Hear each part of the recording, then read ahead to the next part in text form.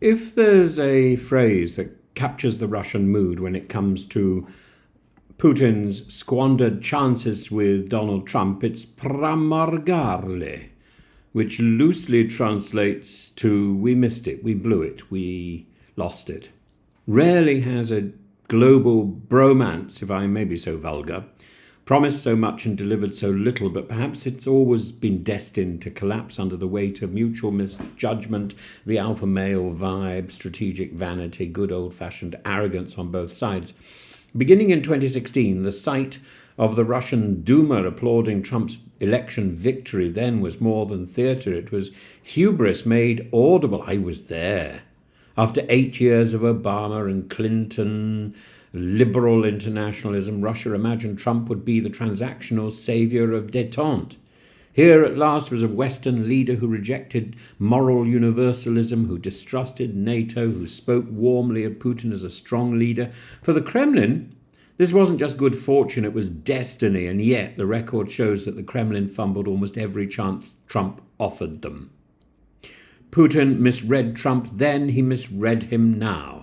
He believed that Trump's distaste for Ukraine and disdain for NATO would translate into global indulgence. He assumed Trump would lift sanctions, rubber stamp Russia's land grabs, and perhaps even facilitate a new Yalta, a grand carve-up of Eastern Europe brokered between men who get things done. But instead of taking the win, Putin demanded more. When Trump's envoys quietly floated a deal offered to acknowledge Russia's control over Crimea and much of the Donbass in exchange for a ceasefire neutrality guarantees from Ukraine, only a few weeks ago Putin balked. Not enough? He wanted Ukraine defanged, militarily, politically subjugated and psychically humiliated. It was a maximalist fantasy masquerading as strategy. Putin got greedy. He believed Trump's eccentric diplomacy gave him license to ask for everything, including things Trump could never deliver. And this brings me to the second error, the enduring Russian failure to grasp how American systems work. The Kremlin focused on its courtship of the White House, ignoring Congress, the State Department, and US public opinion. It underestimated the resilience of anti-Kremlin sentiment in Washington and anti-Trump sentiment. They were out marching yesterday in New York, forged by the annexation of Crimea, the shooting down of MH17, the poisoning of dissidents. The Russian state failed to realize that Trump, for all his bombast, couldn't unilaterally rehabilitate Russia. And once the Mueller investigation began, Trump became less able, not more, to extend an olive branch to Moscow. The Russian cyber operations of 2016 backfired spectacularly. They may have embarrassed Clinton, but they poisoned the well for years to come. Even when Trump offered peace overtures, such as pushing for Putin's return to the G7 or suggesting sanctions relief back then, Putin refused to reciprocate. A pause in bombing Ukrainian civilians? No. High-level summit to negotiate ceasefire terms? No. Instead, missiles continue to rain down on Kyiv, including during Trump's visit to the Vatican and his meeting with Zelensky. Putin could have feigned interest. He could have appeared conciliatory. He could have bought time. Instead, he showcased belligerence. And Trump, ever vain, felt publicly embarrassed. And when Trump took to Truth Social to call Putin absolutely crazy the other day and warned that he was playing with fire, it was clear the Kremlin had pushed him too far. Playing with fire? That's not a terribly good image, is it, for Putin and Russia? It should have been walking on extremely thin ice. Putin could have had a deal, and Trump wanted a win, a real historic win.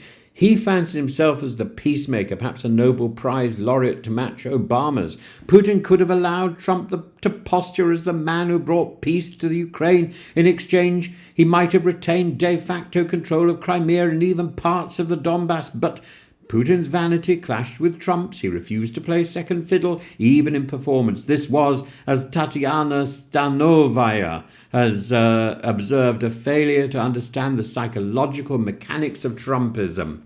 A deal might have been possible, but only if Trump could sell it as his triumph, and Putin wouldn't play that game. And let's be fair, even if Putin had been more subtle and more accommodating, the structural constraints would have remained. The US intelligence community, the Pentagon, Congress, and most American allies were not inclined to reward his aggression. The Western consensus had, had spoken. The longer Putin delayed, the more time there was for that conversation. Perhaps despite Trump, the Western consensus had got together. It was holding. And so any deal would have been politically radioactive for both sides. But maybe in the opening salvo of Trump's